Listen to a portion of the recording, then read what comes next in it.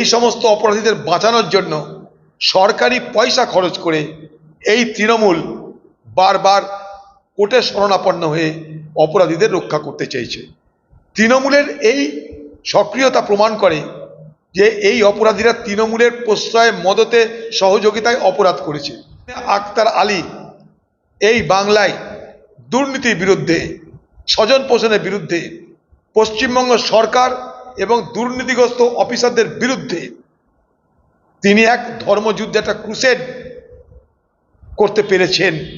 তাই তার মতো ব্যক্তিত্বকে উচিত নাগরিক সম্বর্ধনা দেওয়ার।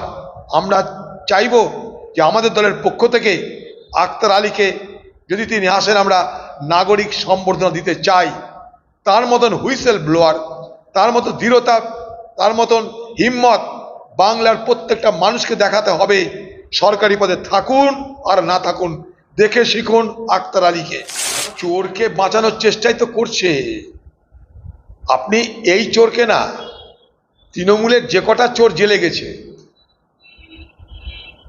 তিহার থেকে আরম্ভ করে, কলকাতা থেকে আরম্ভ করে, বীরভূম থেকে আরম্ভ করে, আপনি দেখুন তৃণমূলের যতগুলো নেতা গেছে, সে রেশন মন্ত্রী হোক, সে শিক্ষামন্ত্রী হোক, সে মাফিয়া হোক, গরু পাচারকারী হোক, সকলের ক্ষেত্রে সেই সমস্ত অপরাধীদের বাঁচানোর জন্য সরকারি পয়সা খরচ করে এই তৃণমূল বারবার কোর্টের শরণাপন্ন হয়ে অপরাধীদের রক্ষা করতে চাইছে।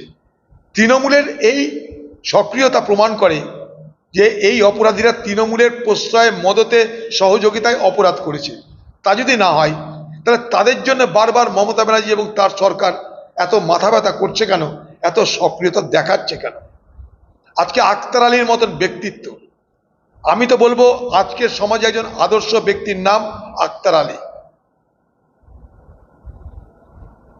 আমি তাকে ধন্যবাদ জানাই, তাকে স্যালুট জানাই যে এত প্রতিবন্ধকতার মধ্যেও সরকারি চাকরিজীবী হয়েও তিনি তার লড়াইটা চালিয়েছিলেন। তাই আরজিকর কাণ্ডের নতুন কালো দিক, নতুন কলঙ্কিত অধ্যায় বাংলার মানুষের চোখের সামনে এলো। অথচ আপনি বারবার এই সরকারকে বলেছেন, সরকারকে সতর্ক করতে গিয়ে আপনাকে শাস্তি পেতে হয়েছে, আপনাকে ট্রান্সফার হতে হয়েছে, কিন্তু আপনি দমে যাননি।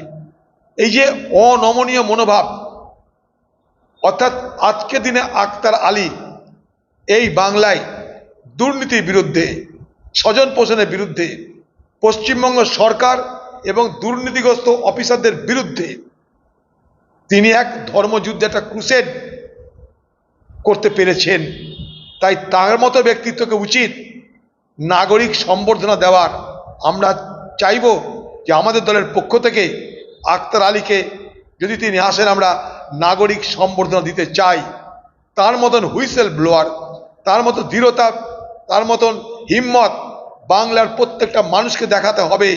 সরকারি পদে থাকুন আর না থাকুন, দেখে শিখুন আক্তার আলীকে।